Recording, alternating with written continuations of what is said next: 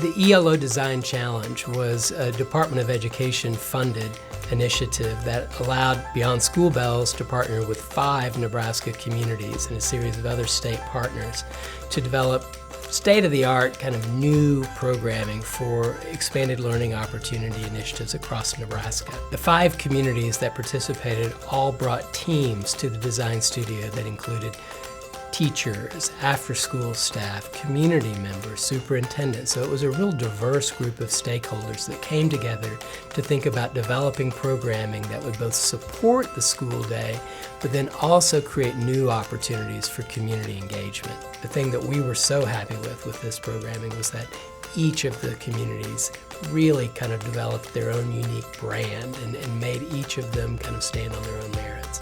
With the after-school program, I think our community partnerships are critical to our success. And so one of those things that we have done is we've had planning meetings where we've planned on how are we going to address our working Wednesdays. Our working Wednesdays are how things work. How does your toilet work? How does a tow truck work?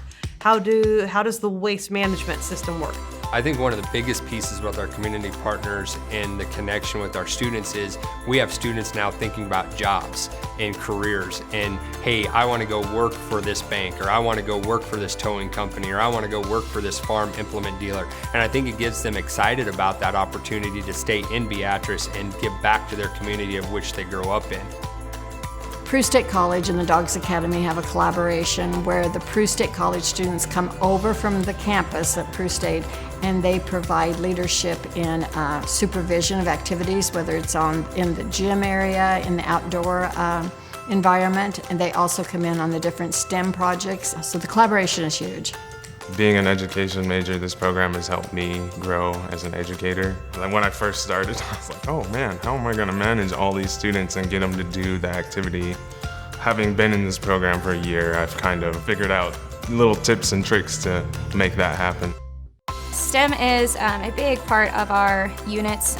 We do a lot of science. We're actually doing a science camp coming up, so that will be really fun. So we try to incorporate science and a lot of technology in there. Our gardening program has been a wonderful addition where kids are learning about how to grow things, tasting different types of vegetables, how to then package and resell and be able to then put that entrepreneurial piece with that. So that's also been a big hit.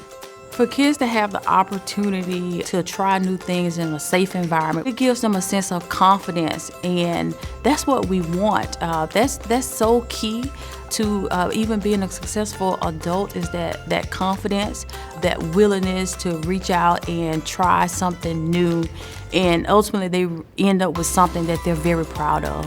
The most fun was, I think it's called the Think, Make, Create. It was last year because we did a lot of different things. We worked with these little robots and we coded and make them move however we wanted to, and that was really fun.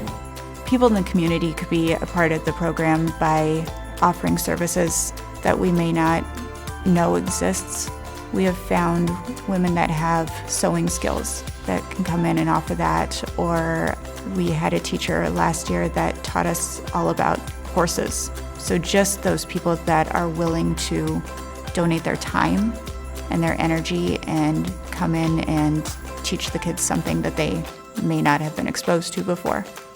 What we find at our smaller scale that we're at is that we feel that we can be around for a long time if we can tap into some local support. And that can come in the form of monetary donations, it can come in the form of in-kind donations, it can come from volunteers.